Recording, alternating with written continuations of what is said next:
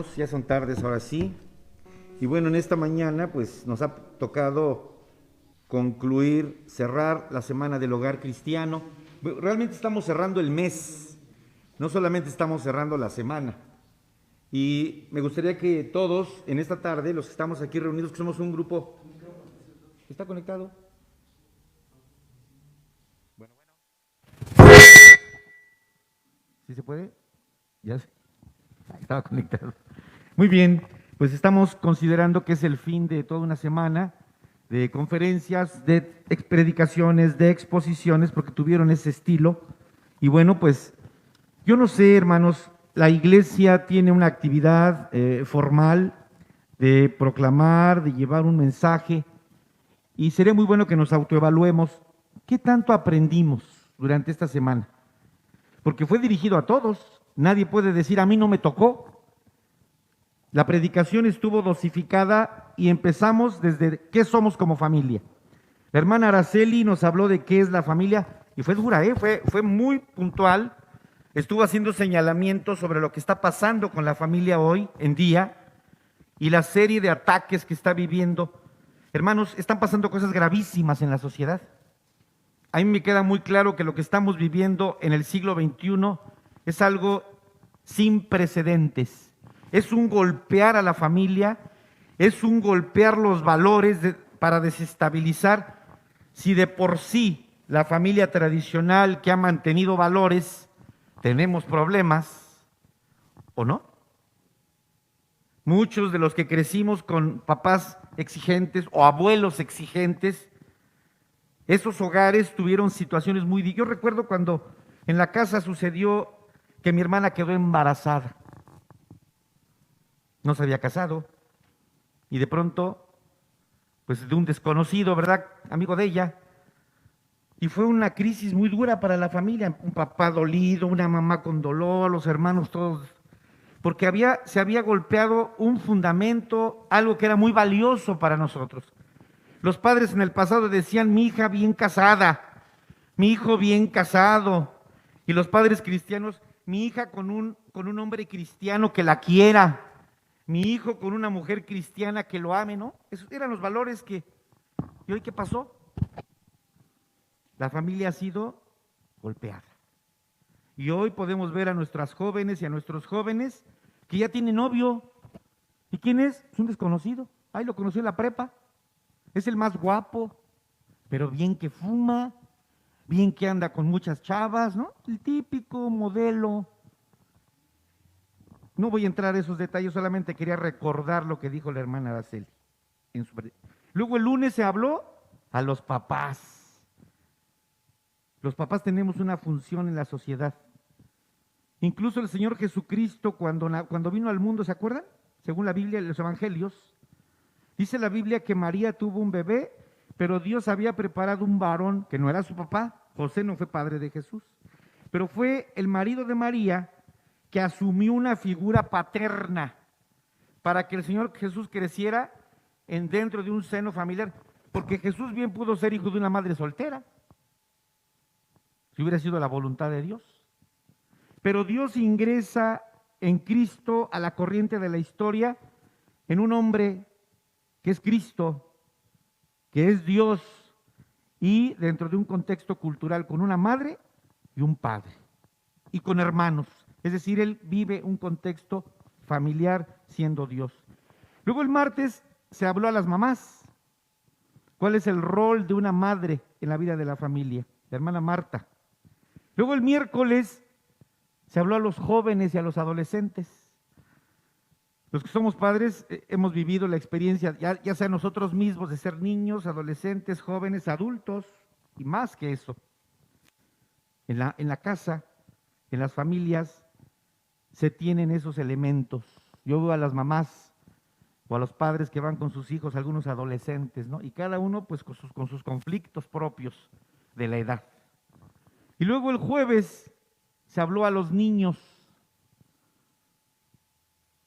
Ahí están los niños como una figura muy importante en la vida de la familia y la gran responsabilidad que tenemos con un niño. Luego el viernes no se escaparon. También los abuelitos estaban en la mira. porque juegan un papel muy importante en la vida de una familia. Esa es la realidad en la que nosotros vivimos. Y el día de ayer, hermanos, bueno, tuvimos una conferencia con dos participantes, el hermano Jorge García Jain, un psicólogo cristiano, ministro también, tiene formación ministerial, y bueno, el doctor Salatiel Palomino, que para los presbiterianos es toda una figura importante, y bueno, reafirmaron algunos aspectos, aunque hablaron más bien de lo que está pasando con esta pandemia y cómo ha afectado la vida de la familia. Y en esta tarde, hermanos, pues nos toca concluir. Qué bueno que la declaración ya se hizo, así que ya no me siento comprometido con la Semana del Hogar, sino que concluimos. Pero quiero pensar con ustedes en esta mañana, en esta tarde, sobre otra familia. Los que somos cristianos tenemos nuestra propia familia. ¿Aquí cuántas familias hay?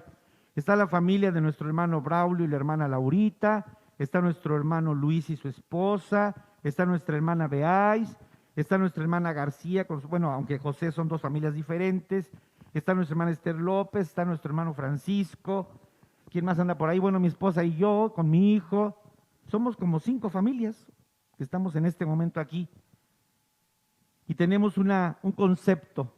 ¿Cómo está la familia y en quién piensan? Yo pienso en mi esposa y mi hijo, luego, ¿no? Pero cuando me dicen, bueno, ¿y cómo está tu tía? Bueno, también es mi familia, pero ya es de otro nivel porque no vivimos ni siquiera juntos, ¿verdad? Y no nos hemos ni visto. ¿Y cómo está tu hermano fulano? Pues él tiene su casa, porque somos otra familia. Pero cuando pensamos en la familia, ¿cómo está tu familia? A la mente viene la esposa, en mi caso, y mi hijo y yo.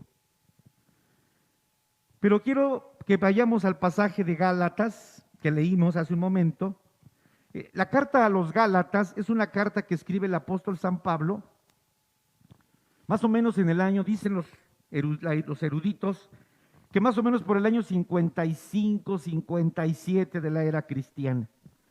Y es una carta que escribe el apóstol San Pablo a la iglesia que está en Galacia. Si ustedes ven el mapa, está el mar Mediterráneo, está Palestina, y en el Mediterráneo, arriba del Mediterráneo, subiendo por Palestina, está lo que conocemos como Asia Menor.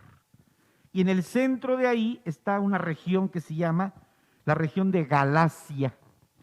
Dicen algunos que de ahí partieron los que finalmente formaron Francia, los galos, que venían de esa zona. Esa es una evolución de la historia. Pero era gente de ahí, no eran judíos, eran gentiles, es decir, gente que no era judía.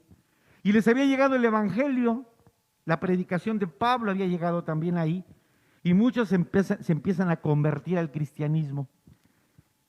Y Pablo, después de un tiempo, se entera que hay problemas.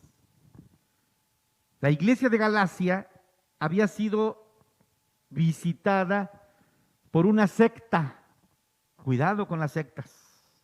Mormones, testigos de Jehová, adventistas, muchos grupos que desde mi punto de vista no llevan la doctrina a la luz de lo que dice y enseña la Escritura. Y descubre el apóstol San Pablo que se estaban enseñando doctrinas no cristianas. Se estaba volviendo al judaísmo. Se les estaba pidiendo a los cristianos, y muchos creyeron, y la iglesia de Galacia empezó a torcer su doctrina. Empezaron a circuncidarse otra vez, es decir, estaban volviendo a la ley. Y el apóstol San Pablo, muy preocupado, hasta les dice insensatos, ¿no? ¿Quién los engañó? ¿Quién los fascinó? Y bueno, el apóstol San Pablo escribe una carta que valdría la pena leer, en casa, no aquí, ahorita no es tiempo de más que un fragmento. Y el apóstol San Pablo, pues le escribe y les dice, caminen en el Espíritu, no se dejen llevar por asuntos de la carne. Y habla de la carne y habla del Espíritu. Los que andan en la carne van siguiendo sus concupiscencias, sus deseos, se dejan controlar por la carne, por los deseos naturales. Dice, tenemos que caminar en el Espíritu. Y bajo este problema, el apóstol San Pablo llega al capítulo 6, 5 y 6, pero estamos leyendo el 6. Dice, hermanos, si alguno de ustedes fuere sorprendido en alguna falta, en algún error, ustedes, somos una comunidad, que sois espirituales, nosotros Los cristianos tenemos que ver la vida desde una perspectiva espiritual. Yo tengo que ver a mis hermanos como seres espirituales. ¿Por qué estamos aquí? Porque tenemos valores espirituales que nos reúnen. El común de la gente no le interesa ir a la iglesia. ¿A qué vas a la iglesia? Pues voy a oír misa, voy a ir al pastor, voy a oír ay, aunque llega la bendición, pero llegué, ¿no? No le están dando su valor al culto, a la vida eclesial, que tiene que ver con aspectos espirituales. Y muchas veces, si no es que la mayoría de las veces, la persona no percibe las cosas del Espíritu porque no han conocido y su vida no ha sido transformada. Solamente una vida transformada por el poder de Dios puede entender para qué venimos a la iglesia. Puede disfrutar el venir a la iglesia. ¿A qué vas a la iglesia?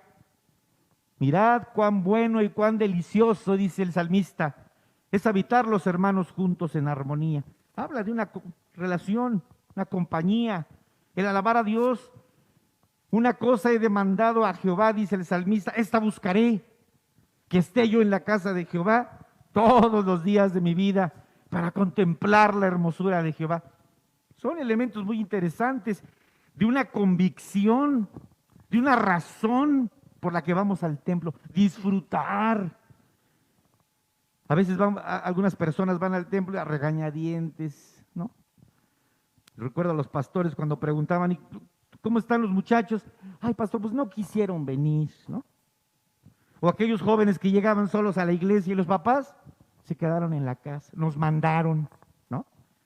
Son una serie de elementos que extraen.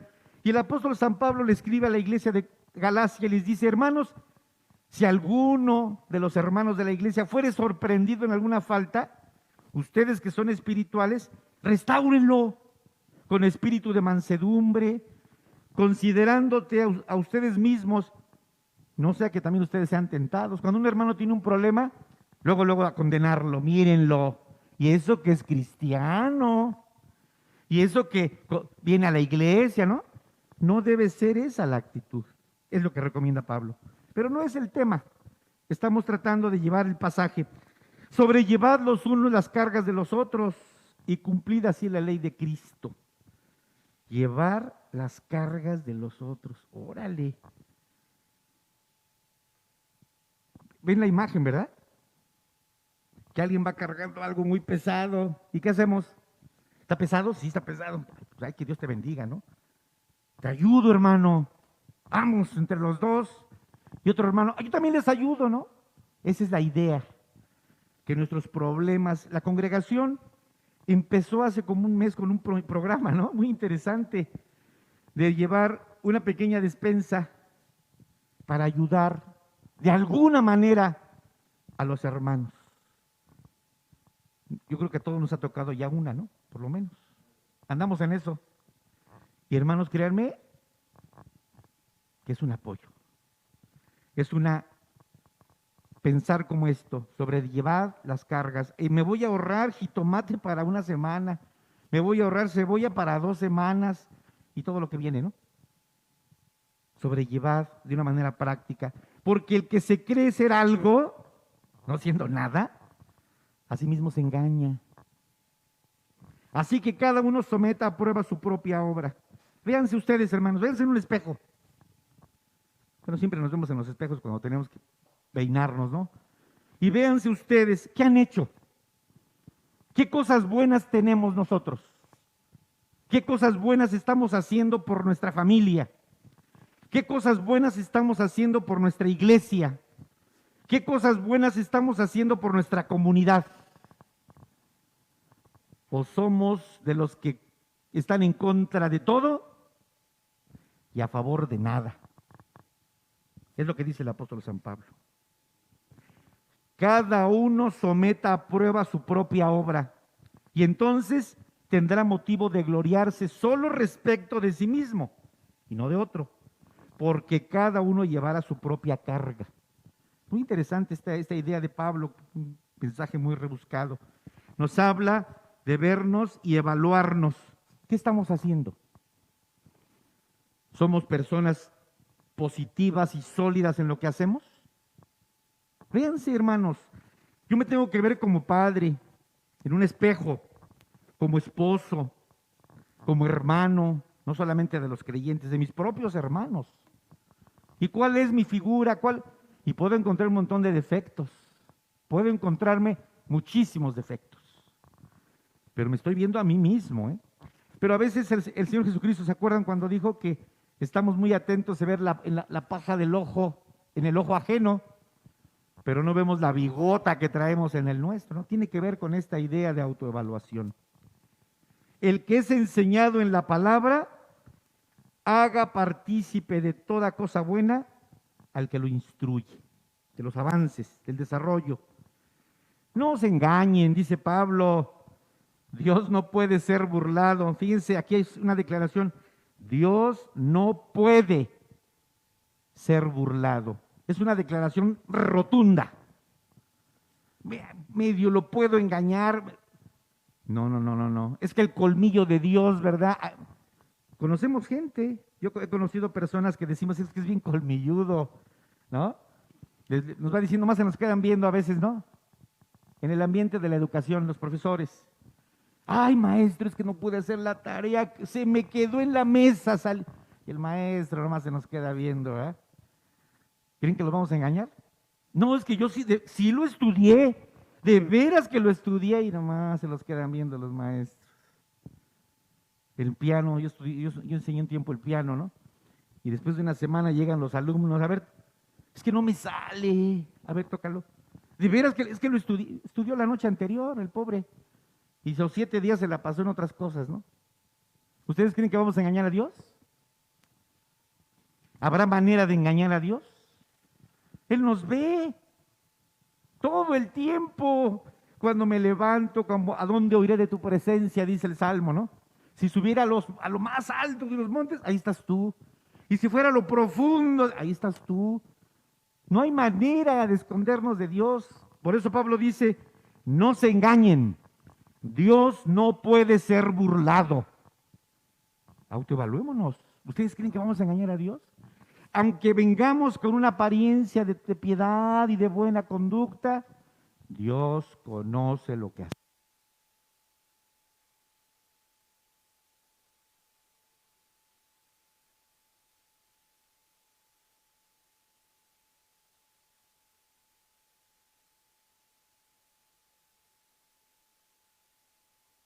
Se acaba, hermanos.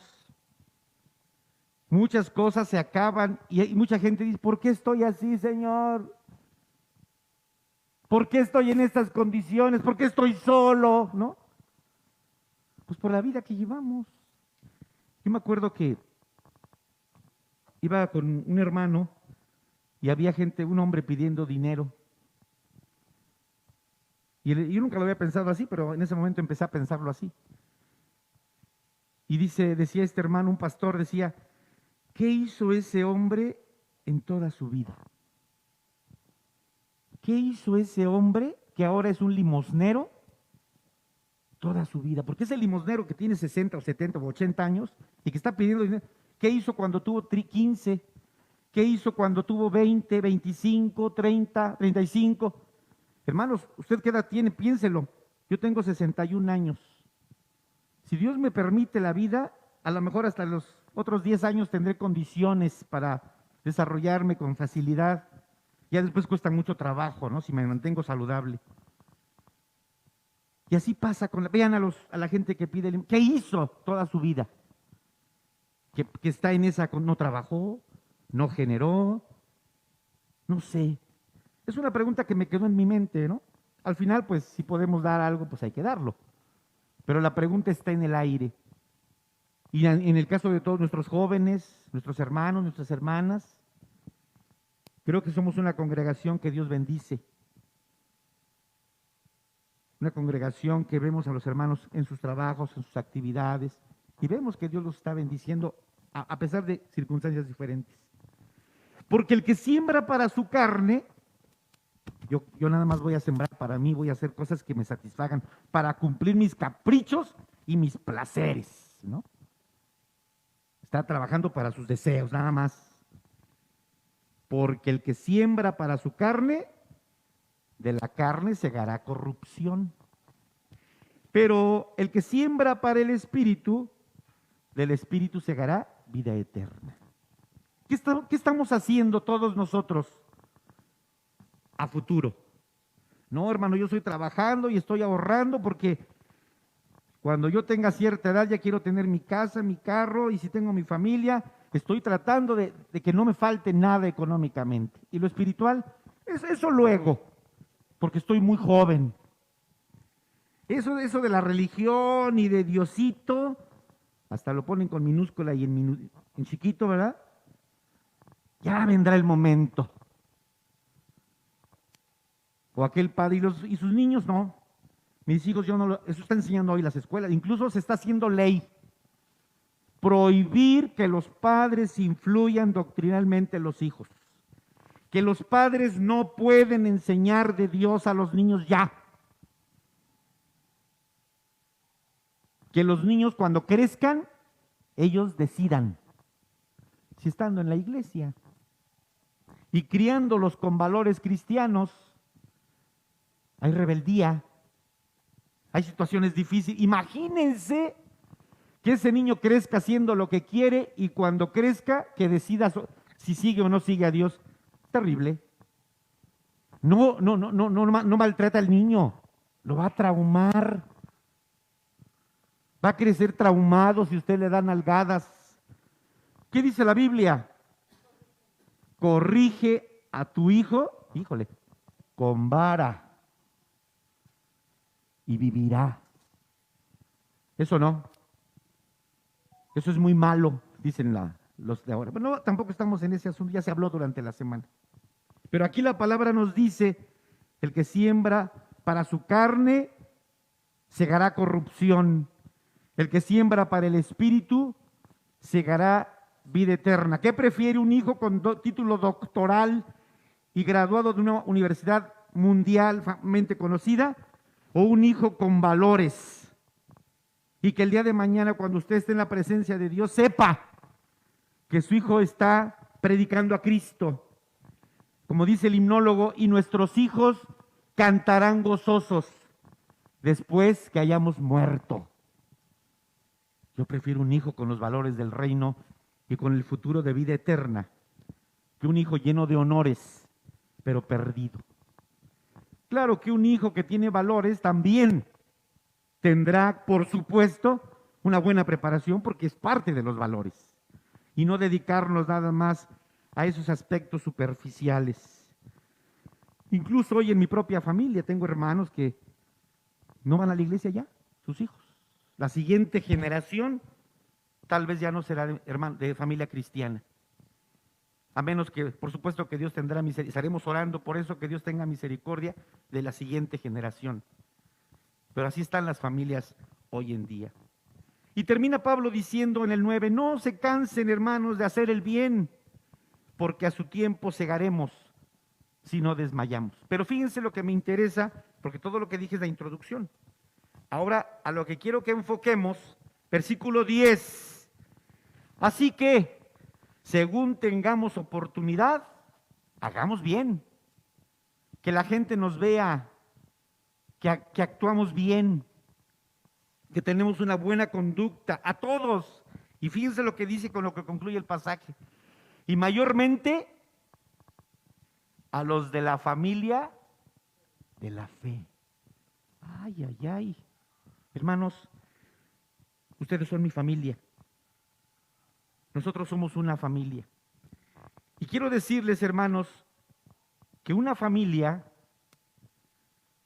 se ama. Una familia se apoya. Una familia se cuida. Una familia se protege.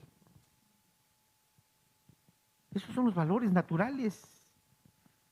El Señor Jesús dijo aquella vez, ¿qué hombre, por muy malo que sea, si su hijo le pide un pan, le dará una piedra? ¿Cuánto más nosotros, verdad? Nuestro Padre Celestial dice, tendrá misericordia de todos nosotros. Dentro del contexto de la familia tradicional, se busca la protección, aunque tenemos situaciones muy difíciles. Estaba escuchando una noticia que me dejó terriblemente abrumado. Una niña de 7 años, mexicana. La madre la deja con el padre, se va y deja a la niña y otra niña de 2 años y huye la mujer. ¡Qué madre! Y el padre con el hermano abusan de las 2 niñas, 2 y 7 años. La niña de 7 años estaba hospitalizada, la niña pequeña murió. Y la otra pequeñita de 7 años en el hospital no quería regresar a su casa. Quiero morirme, yo no quiero regresar, decía. Dios le cumplió su deseo. Y una mujer de Costa Rica denunciándolo. Está en la red. Pero se habla de lo que hay en esas mentes. Una niña, 2 niñas pequeñitas. Qué mentes, qué terrible conducta. La iglesia, hermanos, somos una familia. Y el estar aquí reunidos no es reunirnos por reunirnos.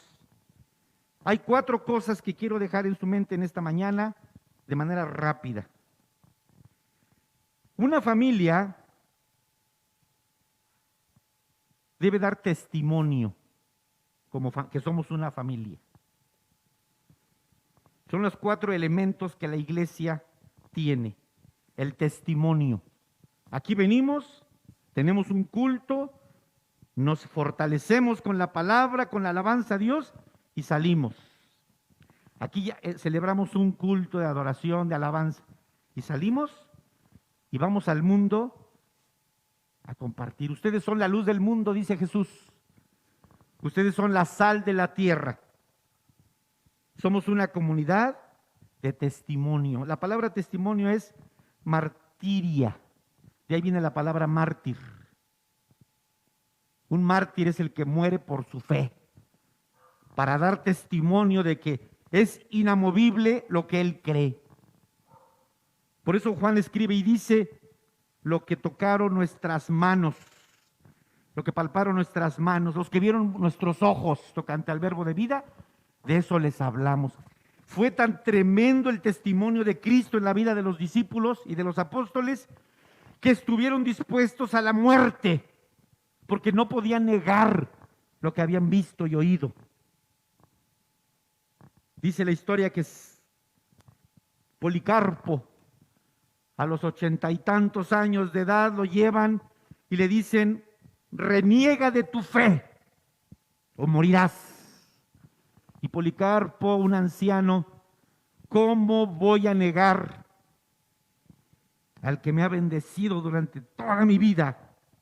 No lo puedo hacer. Y muere Policarpo. Estudia la historia de Policarpo. El testimonio. Es muy importante nuestro testimonio, hermanos. Así alumbre nuestra luz delante de los hombres, para que vean nuestras buenas obras y la gente glorifique a nuestro Padre que está en los cielos, dijo Cristo. 2, servicio. La palabra diácono es un servidor, el que sirve por amor, que sirve porque ama. El estar dispuestos a ayudar, el estar dispuestos a lo que los hermanos necesitan unos con otros.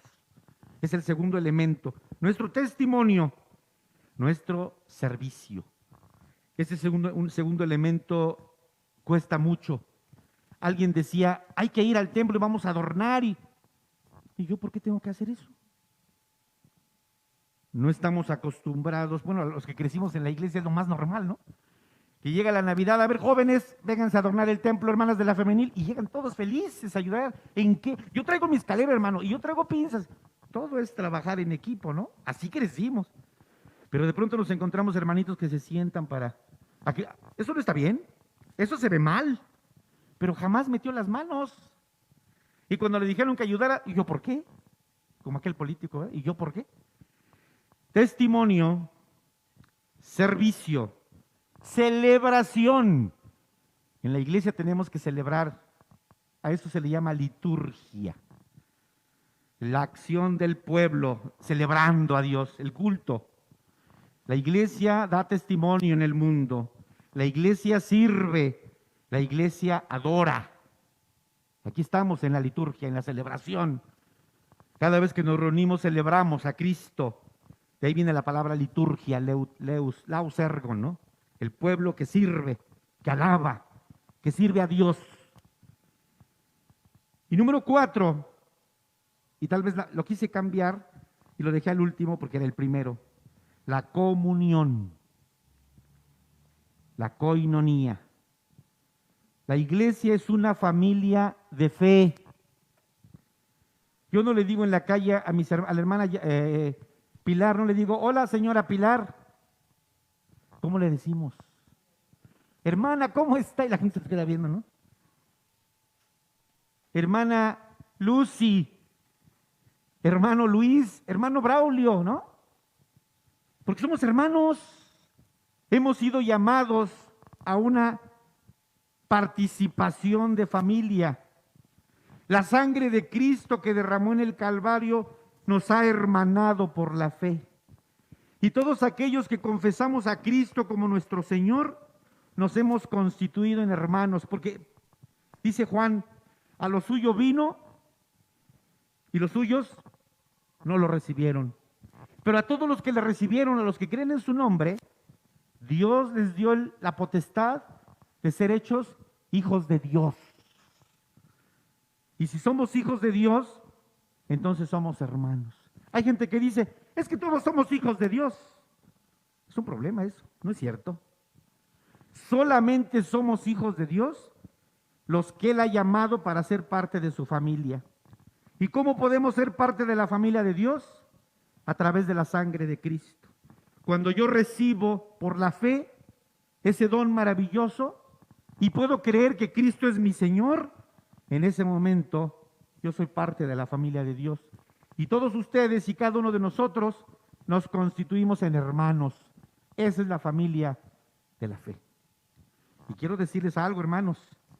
A veces, si no es que siempre, los lazos de la fe son más fuertes que los lazos de la propia carne.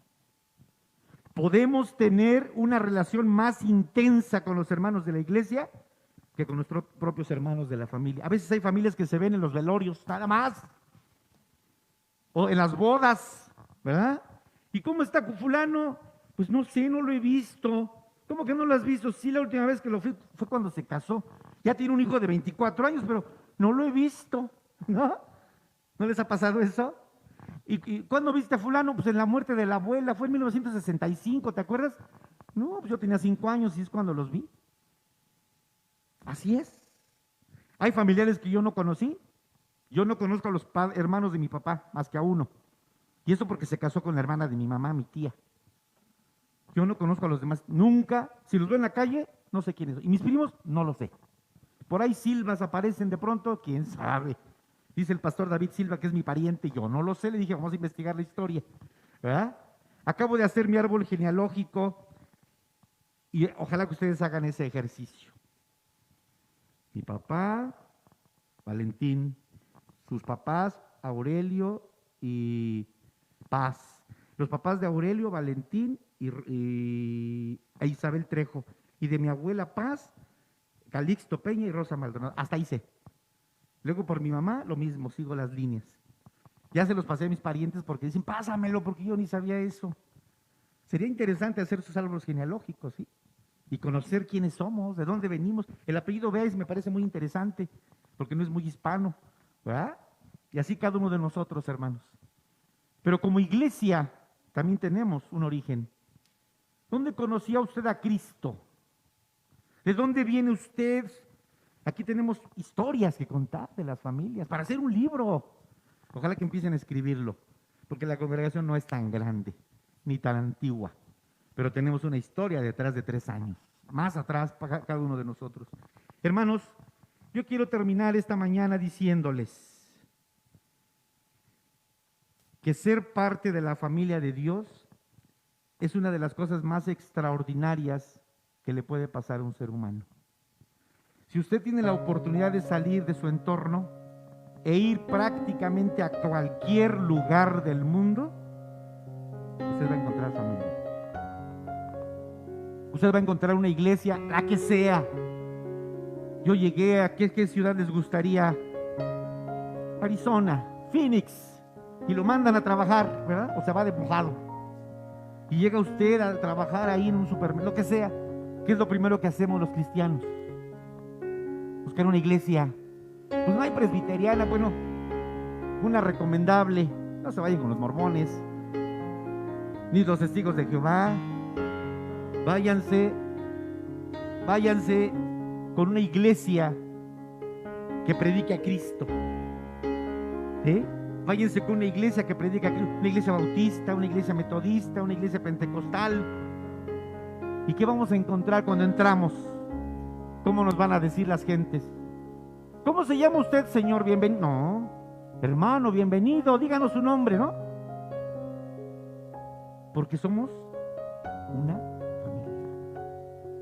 Y si usted ama a sus hijos, a sus hermanos, aunque no los vea tanto, nos vemos más en la iglesia, yo le pido, hermano, que piense, que la tarea de esta mañana sea meditar qué tan importante es la familia de la fe en su vida. No qué espera de la iglesia, que voy a aportar a la iglesia, como testimonio, como servicio, como liturgia, como adoración y como comunidad de fe. Esos aspectos vale la pena pensarlos. Hermanos, qué bueno que estamos como familia de la fe hoy aquí en esta mañana. Ojalá que pronto podamos estar juntos todos. Hay muchos proyectos, porque la familia de la fe se perpetuará. Y quiero decirles que la familia de la fe tiene implicaciones hacia la vida eterna. La familia en la carne a veces no, pero la familia de la fe, aquí nos vemos y nos estamos preparando para seguirnos viendo en la presencia de Dios en la vida eterna. Que Dios nos bendiga.